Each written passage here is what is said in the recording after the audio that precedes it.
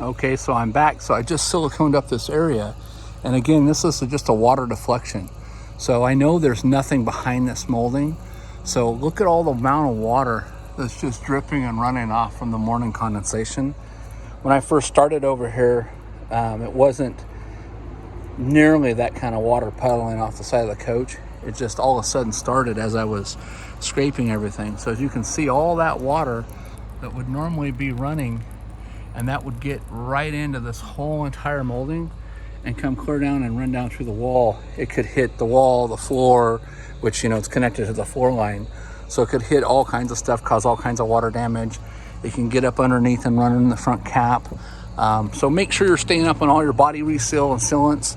Sometimes if they look like they're okay, you know, you want to go back and check. I can tell just from me doing it for so many years that this edge is lifted. So it's just like a cuticle. So keep up on the silicones. Again, this is a water deflection. It's not to permanently get the water out of there. And the kind of sealant that I was using, in case you're wanting to know, use a bunch of different versions. This one happened to be Boss Pro 378 silicone clear.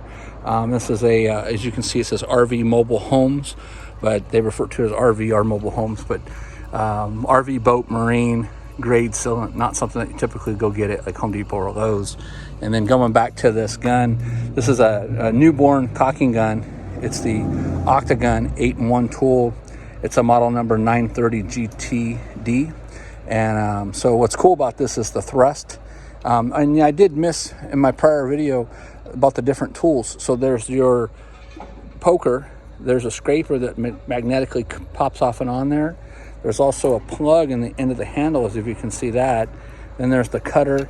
And then on this side, there's also another 4-way tool that slips in and out, and that's magnetic as well. So these are what we refer to as a dripless gun. There's no trigger on the end that you have to release when cocking. So as soon as you stop applying pressure with your hand, that's it. It won't ooze out the end of the tip. So, okay, thanks so much for watching. If you have any questions, please feel free to leave them in the comments, and I'll try to get back to you as soon as possible. Thanks a lot and have a great day. Bye-bye.